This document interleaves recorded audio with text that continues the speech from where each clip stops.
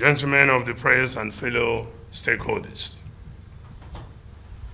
During the annual general meeting held on the 31st July at Cedar Hotel 2025, the Natural Oil and Gas Suppliers Association of Nigeria, NOGASA, deliberated on the plans of Dangote Petroleum Refinery to commence the distribution of their own petroleum products using a fleet of 4,000 trucks.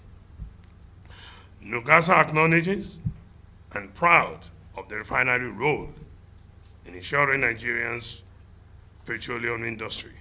However, our members have raised concern regarding the effect of direct supply to end users, such as telecom communications sites, hotels, and construction companies, etc. As a responsible employers, we are particularly worried about the loss of supply opportunities and job losses that could jeopardize the livelihood of those involved across the distribution value chain. In light of this concern, we formally request a meeting with Dangote Petroleum Refinery to address the issue. Our aims to seek solutions that will balance the interests of all stakeholders in the industry, in the sector, Regrettable, we have yet to receive a response from Dangote Refinery. We strongly believe that such a meeting is vital, not only for our members, but also for the interests of energy security. As a suppliers of petroleum products, we remain committed to protect our businesses while serving the nation's interests. Given the urgency of this matter, we find ourselves with no other choice but to consider withdrawing our services nationwide. In solidarity with NUPENG and other stakeholders, if this situation remains unsolved, it is hereby directed that all oil and gas suppliers to all construction companies, industries, hotels, and telecommunication sites nationwide should be withdrawn their service with effect from tomorrow, 9 September 2025, pending when the matter is resolved. I repeat, withdraw their services from tomorrow. We respectfully appeal to the President of Federal Republic of Nigeria, President Bola Ahmed Tinubu, to intervene and facilitate the dialogue between downstream sector distribution stakeholders and Dangote Refinery so that we will move forward to avoid further destruction of petroleum products to Nigerians. We are not happy. Dangote is one of our proud refineries. Today is our last hope. I keep saying it is our last hope. We don't want what happened to an NNPC to happen to Dangote Refinery. We are not against Dangote Refinery. We love that investment and we will support him. But the problem we have is that we don't want a situation where we go back to square one. You would agree with me that before now the Port Harcourt Refinery is working well. Kaduna Refinery is working well. Warri Refinery is working well. So what happened? Until they leave the issue of refining product, now going to distribution, building filling stations, owning filling stations, branding filling stations. See what happened to us. So if anything happened to Dangote Refinery, we will be in big trouble. And that is why we said, please, it's better we tell him the truth now. And that's why we call for, we ask him to come so that we hold what they call stakeholders meeting so that we can tell him the implication of going into this direct supply. It will disrupt him. It will not allow him to concentrate on the on that big refinery. Imagine if something happened to the refinery and what will happen to all Nigerians.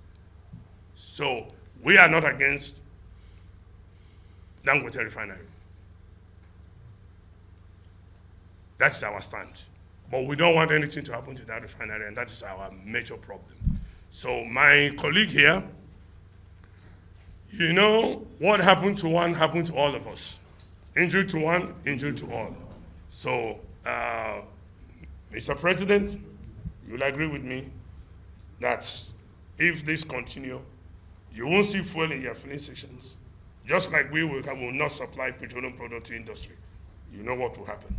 So, the NATO president also, you know what will happen to them? Their trucks, the whole agent company will be in a mess. The filling station too, we will lose all our business. We don't want to sack one single staff, one single of our workers. We don't want to sack anyone. And that's why we are crying out for the government to come into this matter, resolve this matter amicably.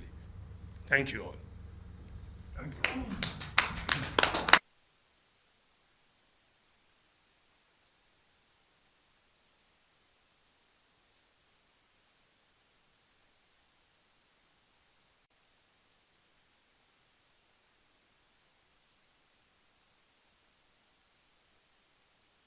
Asking the question. So basically, you're asking me a question, and I'm here with you in the same room, correct? Yes. So I'm going to give an answer.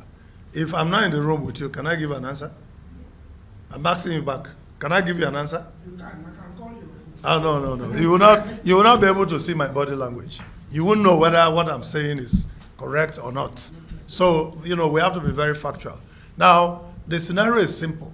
We want Dangote to be successful, but we want to also be successful. Anything that needs to be done should be done well. Now, just to jog up your memory, as of today, we have over 30,000 petroleum tankers doing business in this country.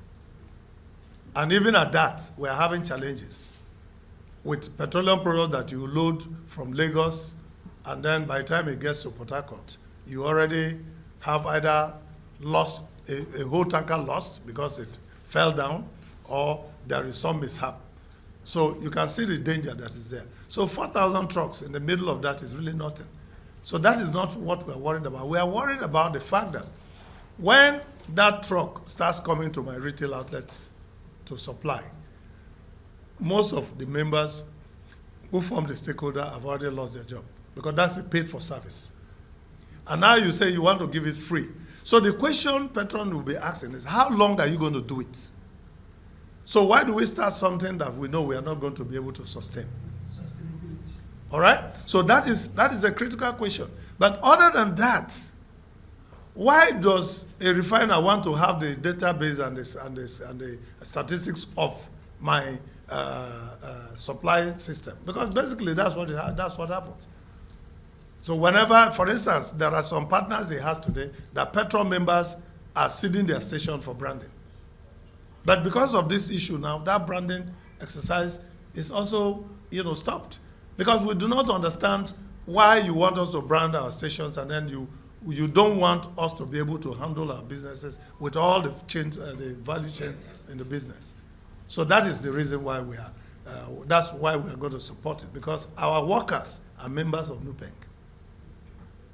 And the moment the strike is not abated, which we believe that it will be, because we have called for the government's intervention and government has responded very swiftly and positively. So we believe that with this ongoing intervention and discussion, in no distant time, we'll be able to resolve this. We still have, this is just 11 o'clock. So we still have so much time to be able to discuss and resolve that.